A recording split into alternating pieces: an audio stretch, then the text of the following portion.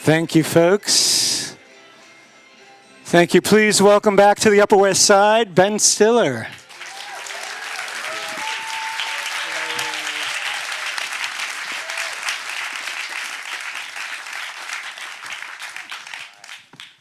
Thank you so much for being here. Thank you. Yeah, this is amazing to be able to show the movie here where my dad used to come swimming. He would sometimes swim too, but yeah.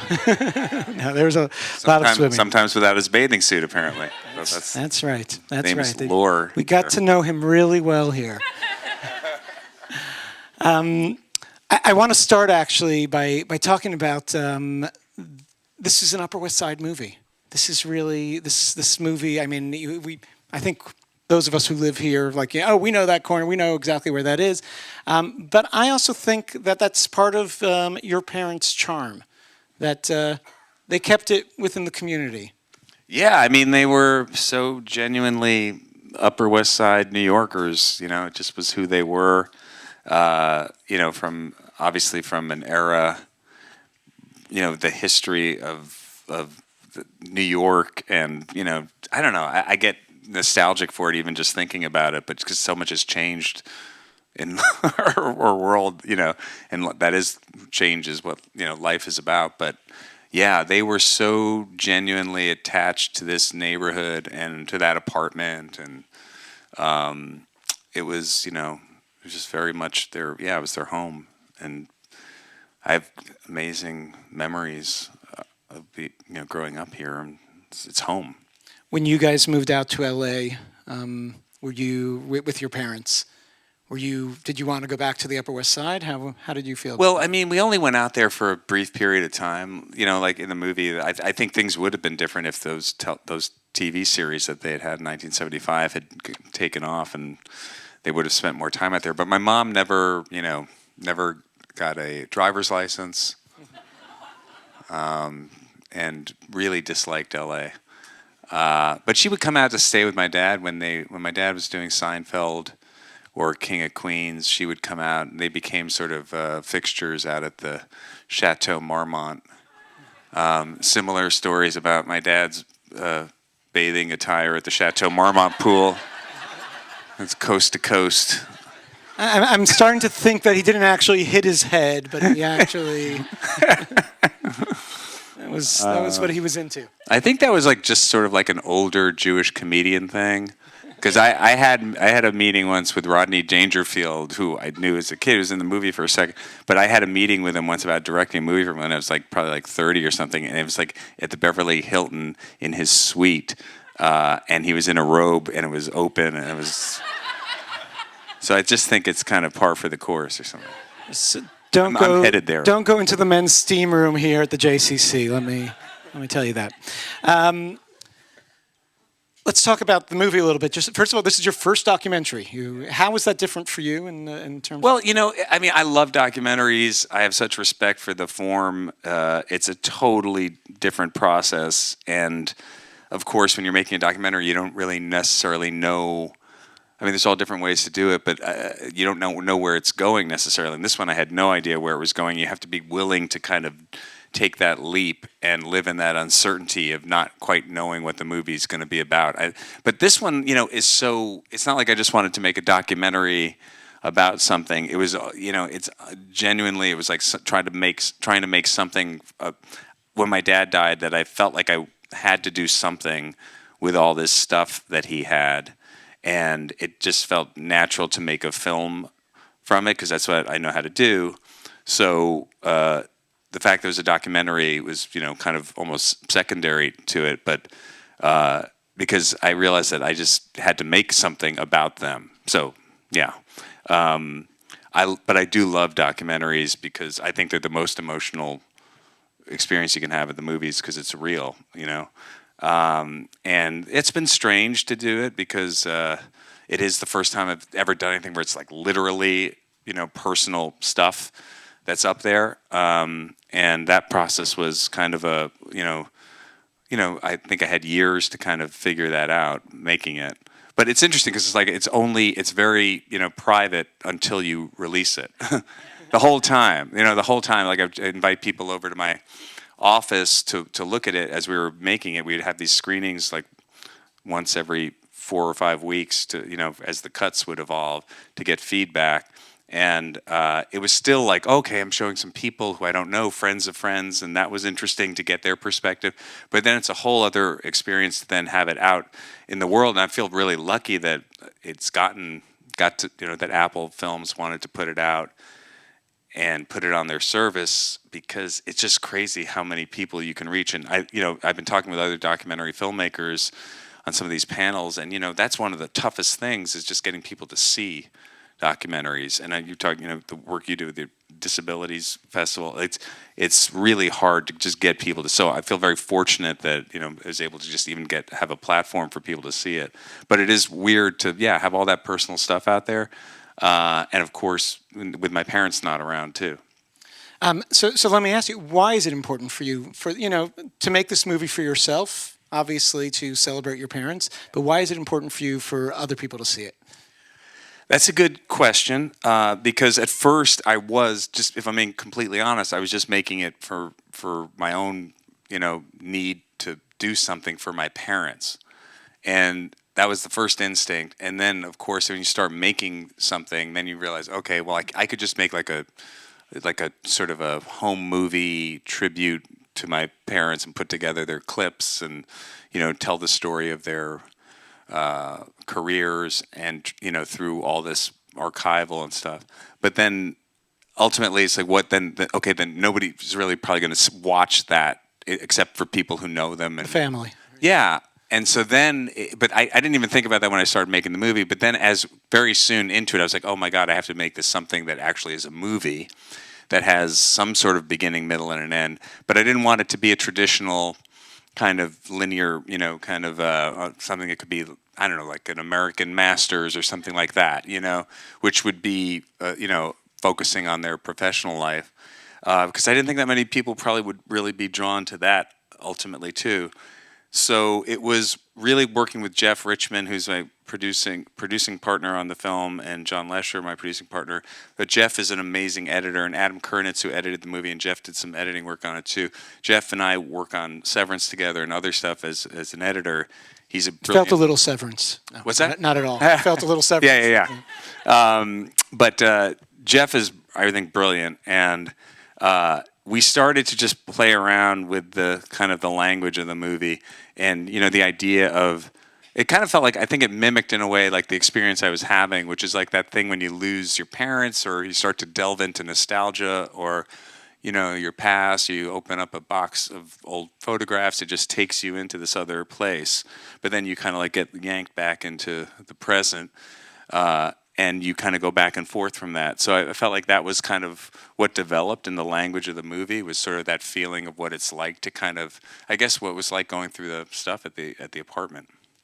It does encourage hoarding a little bit, because it'll make a good movie someday, if you keep all your stuff. It's funny. I never thought of my dad as a hoarder, because I don't think he really was.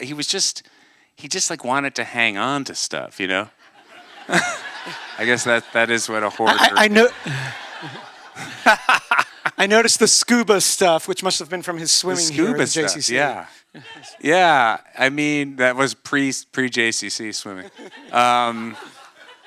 Yeah, no. I mean, like, it's weird. In a way, I'm really glad he hanged on to all that stuff.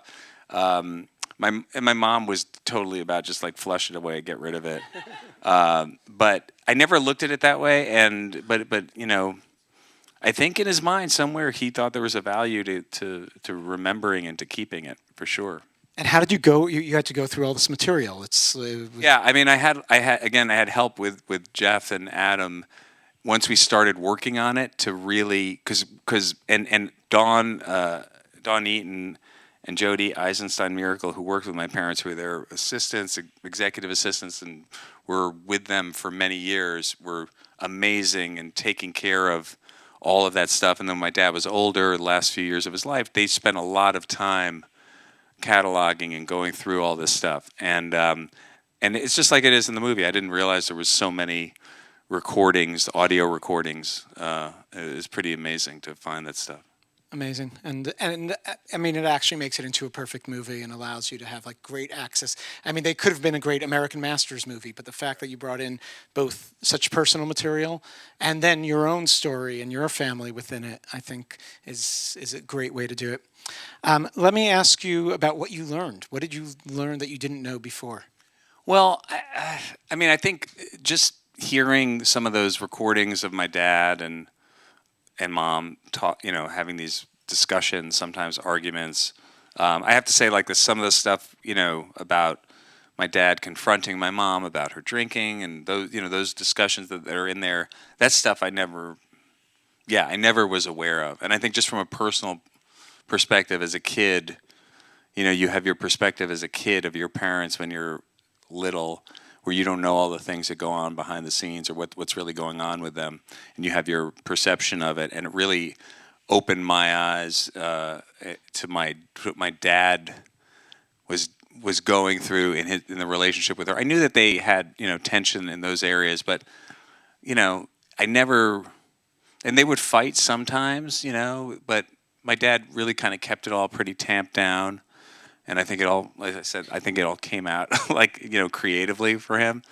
But he, so I never knew what their personal back and forth was, and so that was fascinating to me to hear. And I think I don't know. I mean, I don't know if what else did I learn? Just how much I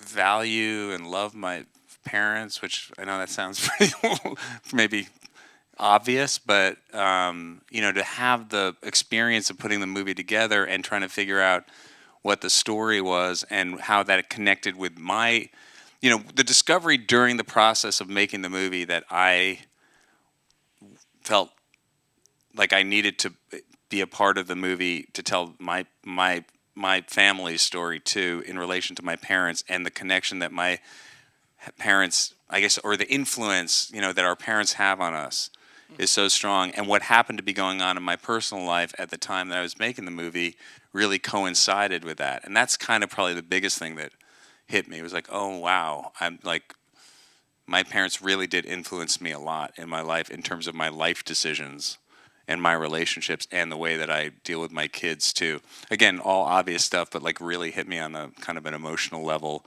when I was able to kind of see that. And the family reactions to the film, your kids, your sister.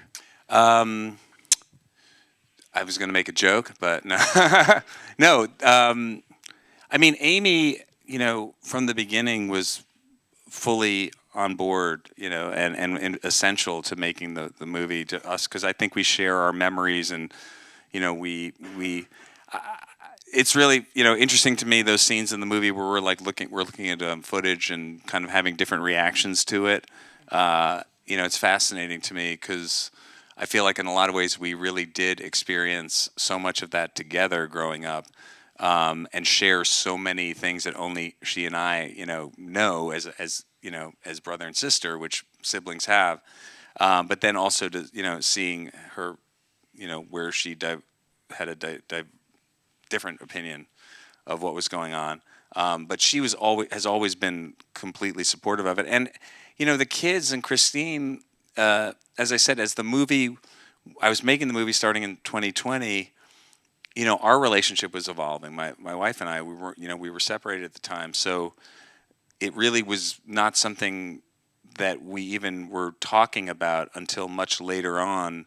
And that's really what influenced a lot of the story in the film was what was going on in terms of the pandemic, and then us coming back together, and my kids growing up. My daughter Ella is interviewed in the movie when she was, I think she was like 18 when we did the interview in the movie, and now she's 23 because that was one of the first interviews we did for the movie. And then my son was 20. I interviewed my son at the very end of the shoot. That interview with him was earlier this year. So he's 20 there, but when we started the movie, he was 15. So they were actually like at different points in their lives, which is interesting, too. And they had different experiences of their grandparents too, and also what was going on with me and Christine. So by the time it came to really, finalizing what the movie was and as it was coming together, everybody was, the interview with Christine and the interview with Quinn were the last things that we shot at the same time earlier this year, and but in a way really tie the movie together. But yet they didn't exist. And a lot of times in movies, I find that happens in terms of the process of making something, even writing a movie. I've had that happen where an idea comes in at the very end that changes everything, but you've been working on it for years and years and years. So by the time that we got to this point in the movie, earlier this year, things had changed in our lives, and for the better, I think, in a great way, that we were able to all talk about this stuff. So I don't think at the beginning of shooting the movie they would have even been in the movie, and it would have been a different movie. It's a good thing documentaries take time, and it's a process, and allows you to Yeah, for sure.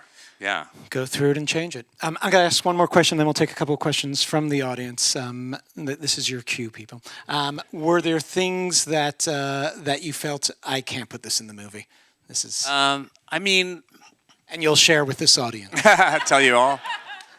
No, I mean, there's always stuff that that you have to make a judgment call on, and obviously there's a lot of personal stuff in there, that I really wrestled with whether or not to, what to keep in, what not to put in, especially not having my parents around to check in with them on it.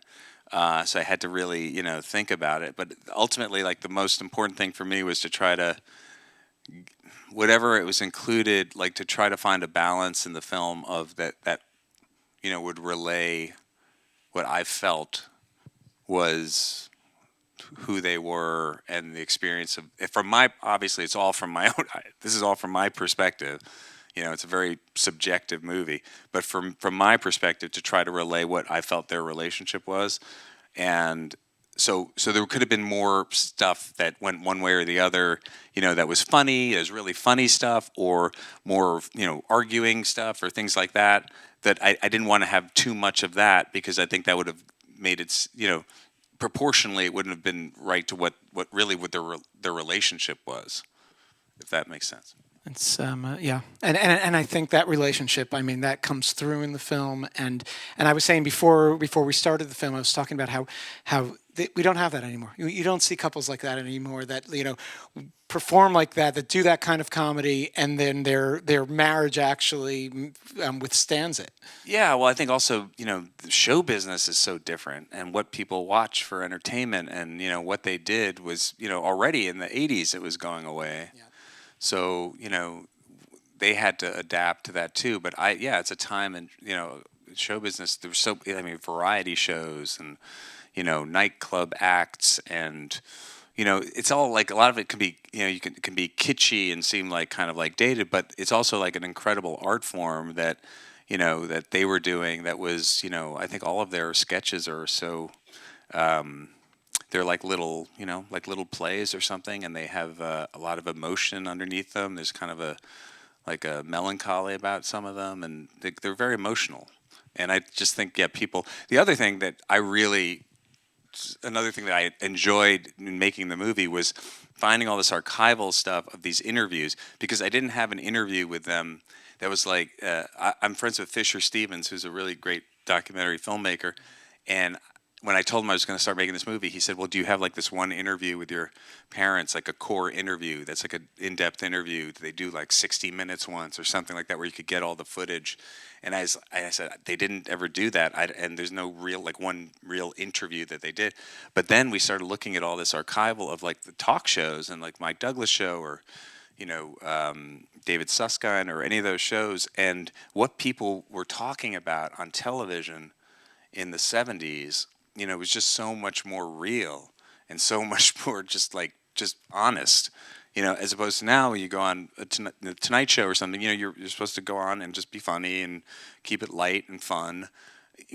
Maybe, okay, some political, Colbert, but it gets more political sometimes, but like really honest, for most actors, you're not ever talking about like what's really going on with you.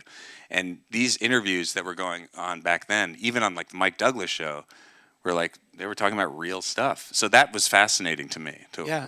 And it's amazing how many times they were interviewed together talking about their relationship. And it's like, Yeah, talking for real about their relationship. yeah, yeah. And, really great footage. We have hands up already, and we're going to pass the microphones around. And I guess this enthusiastic person has a. Thank you. Your parents were on the Sullivan Show so often. Did they ever come home and talk about what Ed Sullivan was really like? Ed Sullivan, I didn't get a lot of it. I mean, the bottom line was my mother was scared shitless of Ed Sullivan. She thought he was just really frightening, and my dad loved him. But I think he represented to them. I mean, he basically made their careers, and he seemed like he was a really good person to them. But I think it was so daunting for my mom having to go do that show that he represented to her sort of like, the pressure of having to come up with that, sketch every 6 weeks or whatever. Yeah.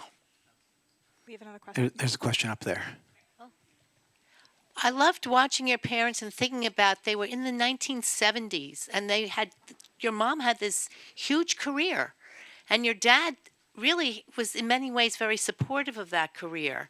And I was thinking about them when they were interviewing on the shows. It was in the context of the 70s and the civil rights movement and then the women's movement. People must have been hearing some of that differently. Did they think of themselves as kind of blazing a trail a little bit? In terms of my mother's kind of doing so, being, yeah.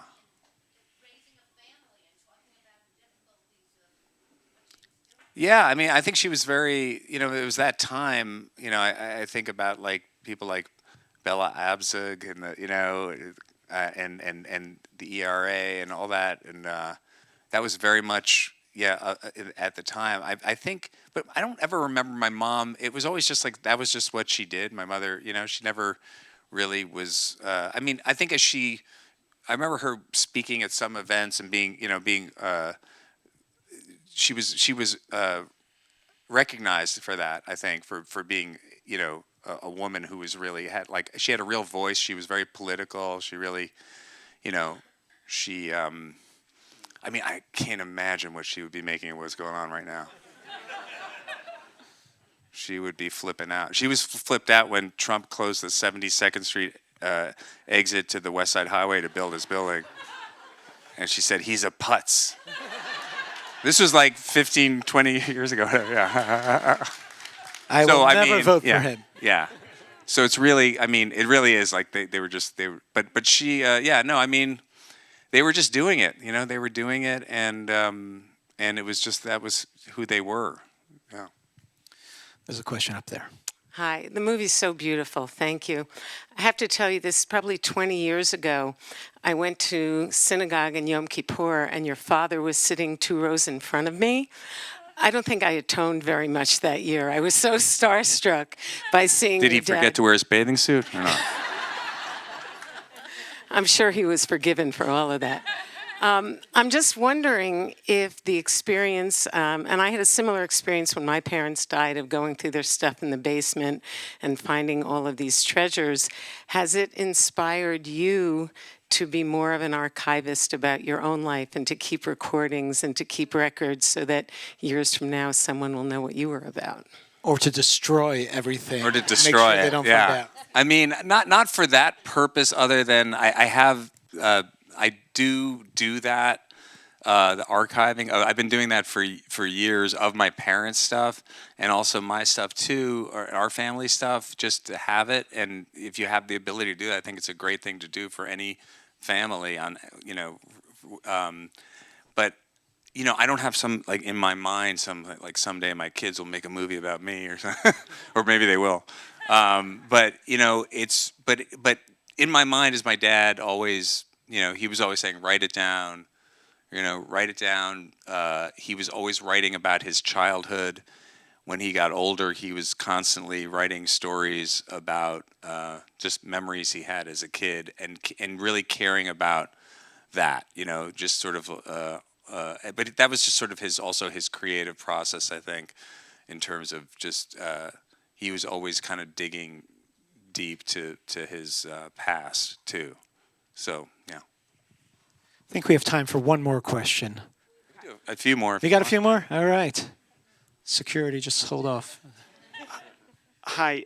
Question is, did your father ever talk about which show he liked filming more, Seinfeld or King of Queens, and a favorite scene he might have done? Oh, interesting. I mean, he loved doing both shows. I know that.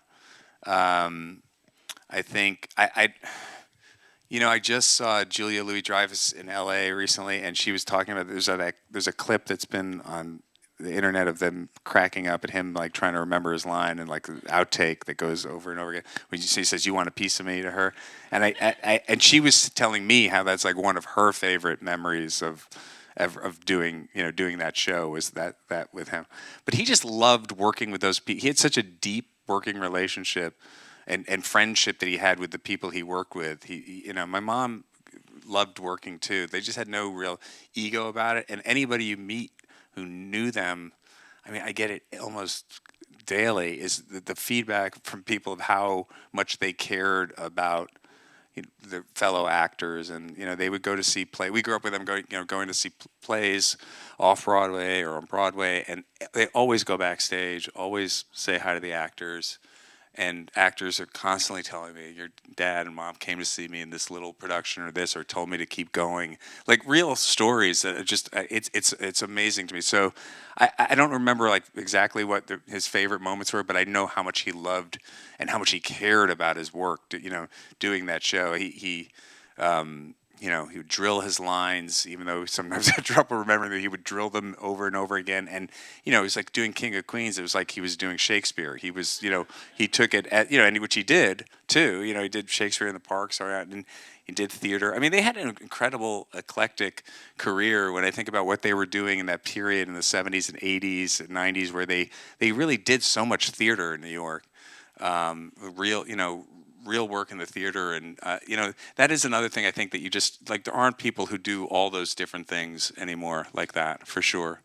Yeah, I mean, in the writing too. I mean, everything. Yeah, and one of the things I'm really kind of envious of is their amazing relationships and friendships they had with those actors that they worked with from back in the day when they, did like friends they had like Zero Mostel or Rodney or people like that. Their close friends, Barbara and Mark Gordon, who lived on the Upper West Side, and Ann and Eli Wallach, and people like that, who they just had these like really deep bonds with these people, where they would go out or they come over to the house, or what they were. I don't know. There's just some connection that like felt like what show business was, and being an actor in the theater, or what was that. I don't know if it just doesn't. I don't have that now, or it just doesn't exist in that way anymore. But there was like Everybody else is doing it. Yeah, it's just me. But there's just something different, I don't know, about actors in that time, and they were just very connected, and I don't know, yeah. It's true, and I think part of it is, I mean, from what I saw of your father's personality, is part of the like that he was very like he was, and you show it in the movie. He was always excited to speak to a fan, and it was kind of like, it wasn't like oh, I'm a big star, I'm too good for you. It was always like he would talk to people. He would. He was a community guy. Yeah, and that is going back to the Upper West Side. I mean, that was very much, that was just what it was to live here at that time. Yeah, let's give other people an opportunity. Who's got one? Down here on this side, sorry. I am a former West Sider, and my children went to Calhoun, and your parents and you used to come into my shop, Baronet Card Shop. You played video games and the ice cream machines. Wait, on between 80... Yeah, on Broadway between 81st and 83rd. 82nd and 83rd, yeah. Near Harry's. Yeah.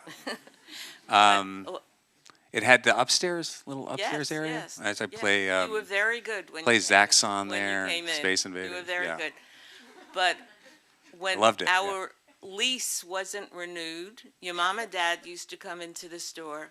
But your dad, we moved to another location. If you found any mugs or T-shirts, when you went through anything.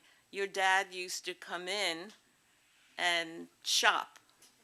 And we were in a basement doing T-shirts and mugs because our children were in Calhoun. And they were wonderful. And it's nice Thank to you. see you. Yeah, thanks. And my kids ended up going to Calhoun too, which is kind of a Oh, nice I thing didn't know too. that. Yeah. Yeah, great. Yeah, but I had good memories there, Thank Baronets. you. Yeah.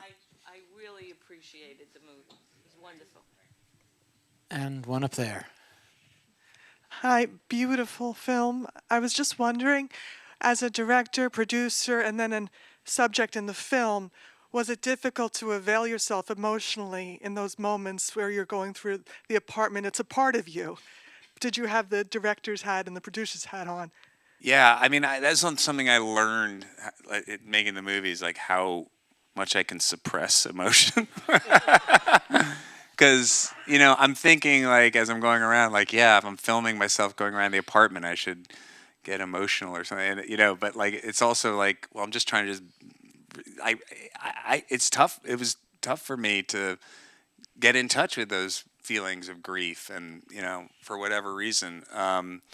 Yeah, and, I asked. There's a credit at the end. It says thanks to my friend Mark Romanek for helping me make the movie. Mark's a really great film director I've known for 30 plus years, and I asked him to come when I did the final shoot day, which the final shoot day, besides the interview with Quinn and Christine, was to go shoot Steve Colbert at his place, to shoot that Sullivan Theater, and then also I did the interview where I talked to the camera, where I'm just kind of talking, I'm just sitting talking to the camera. And I knew that I needed a friend to talk to ask me those questions. So that was, really helpful. I asked Mark if he would come and shoot that and just kind of set it up and ask me the questions and kind of be the guest director for a day. And that really helped me because it was hard to kind of like figure out how to access some of that, and what, it is a strange thing when you don't really have the perspective on it. So I was grateful to him and Jeff and Adam, the editors, to really have that perspective. One more? Can we do one more? Right here. So you mentioned when you were a kid that you wouldn't cast your parents in any of your projects because they were too difficult to work with. But then I'm a big fan of Zoolander, and I know that your father was in that. So how did that come to be, and was he difficult to work with? Ironically, I became too difficult to work with. No, I mean, working with him was the best. And, it's really interesting now having kids, thinking about what that must have been like for him to be working with me. But he, was just, and my mom too. I did like some stuff with my mom too. And yeah, it was, he was just like, he loved the process, and he was great. He totally, he wasn't like, he didn't give me any resistance or anything when I give him a direction or something.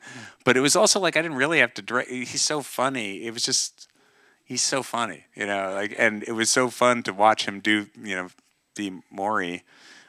He just really just, kind of was that guy. And yeah, so it was really fun working with him. And I think they appreciated it too. And we all kind of it was like, oh, this is great. We get to do this together. Did you want to ask? Thank you. Thank you. Hi, Ben. I sensed a lot of Jewish undertones in the film and in your family, but Undertones? It's not something you address super directly in the film. So I'm curious, how being Jewish impacted sort of your family life, and it seems like your grief and creating through grief seems to be a very Jewish thing. This crowd, I think, wants to know. Thank you. You won't be asked this everywhere. Needed a Jewish-centric question. Yeah, I don't know. It's interesting. I don't think about that stuff a lot in terms of what the connection is, other than I think you're right. It is a thing. I mean, humor, obviously, Jewish humor born out of whatever experience the Jewish people have had, over the last few thousand years. That continues to this day. It's crazy. Yeah, I've never been someone who's really embraced my Jewishness, other than being completely identified by it too, which is an interesting thing. That's been the interesting experience for me. And I think maybe in making the movie, my mom was really probably like the most Jewish of us all, because she converted, and she was the one who really cared about having Passover dinners and just connecting on that level. And my dad was very spiritual and very really, he, I didn't really end up going to synagogue after I was bar mitzvahed, and we go on Rosh Hashanah, Yom Kippur, but then as I got older, I haven't really been religious. But my dad, I think, had a deep spiritual connection to it, in a beautiful way that really actually made it very accessible to me what it was to be Jewish. So yeah, I mean, it's there, you know what I mean? It's just there, it's part of me. And it is a certain interesting thing in life, because being identified that way, a lot of stuff kind of comes at me and comes through me that way in terms of being Jewish, and I've had to figure out how to process that. But it's something that when I think about it, I connect with. It's just not really on on a religious sense in that way, but it's something that's kind of part of my nature, who I am. I did have an interesting experience where I got to go to, if you want to tell a Jewish story, I went to Ukraine a couple of years ago, and I had to go through Poland to get back, and we drove from Ukraine across Ukraine to Poland, and we were 3 hours early from when our plane was going to leave, and I looked at the map, and I saw that I was very close to the town where my dad's mother was from, in Poland, called Frampol, which is also where I believe Isaac Bashevis Singer used to write stories about. My dad used to tell me that. Upper West Sider. My dad had never gone back there, and my dad obviously passed away. This was a couple of years ago, and so I got a chance to go to that town, this little town. Just drove there, spur of the moment. This little town, 1,000 people, very strange, just very quiet, empty. And I just walked around, and I asked, is there a Jewish cemetery here? And found this Jewish cemetery. Now, I didn't find the graves of any of my family, but it was a cemetery where there'd been a massacre by the Nazis of, I think, 1,000 people in the town in 1944 or something. And it was, for me, the most, connected that I ever felt to my heritage, just being there alone in this cemetery and thinking about my dad's mother's family, and also that my dad, his connection with it all. And it really, for me, really got me, I think, feeling as close as I felt to my Jewish heritage. Yeah, thank you. Thanks for watching. Thank you for that. Thanks for coming, guys. Thank you. Thank you for being here. Yeah. Thank you, folks. The Upper West Side, you forget, closes down by 10 o'clock. So Okay. good night, everyone. Get home safe.